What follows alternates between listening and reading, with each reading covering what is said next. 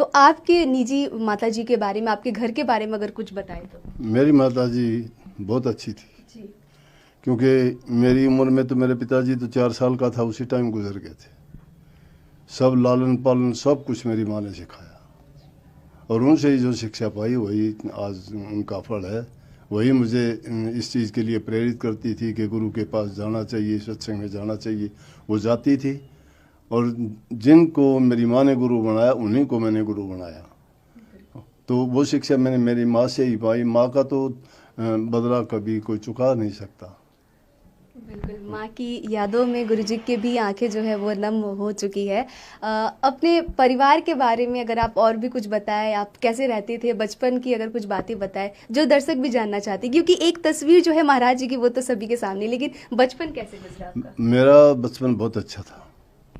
शुरू से ही मैं मेहनती था, खेत में काम करता था, घर के भी काम करता था। खेत में मेरी माँ की मदद करता, घर में आके जितना भी दूसरे काम होते मुझे करने पड़ते थे। साथ साथ पढ़ाई, अच्छा स्पोर्ट्समैन था, और उसके साथ साथ मैंने कभी किसी काम से जी नहीं चुराया। शुरू से मेरी आदत थी दूसरे के हित की बात करना, प्रेम से सबको इज्जत और सम्मान देना, और उसी का प्रतिफल है कि मुझे लोग प्यार करते हैं और सम्मान देते हैं, क्योंकि जो इंसान किसी को जैसा देता है वैसा पाता भी है। तो मैंने ये बात अपने परिवार से, मेरी माँ से ही सीखी सारी बातें। जब उन्होंने मुझे अच्छा रास्ता दिया तो उसी के कारण ऐसा हुआ। बाकी मेरे 2 बच्चे हैं, मेरी शादी हुई, पत्नी है, वो सब के सब बाहर रहते हैं, कनाडा में रहते हैं, अपना काम करते हैं, पढ़ते हैं, अच्छे सत्संगी हैं।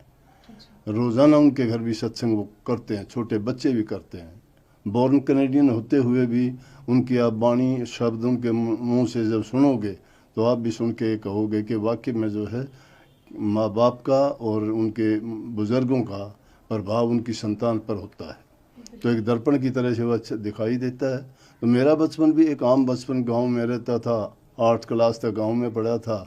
उसके बाद 12 किलोमीटर भिवानी शहर पड़ता था, साइकिल पे जाता आता, गर्मी का टाइम। तो लेकिन फिर भी बड़ा अच्छा था और बड़ा आनंदपूर्ण जीवन था। तो आज से 72-73 साल पहले की बातें हैं।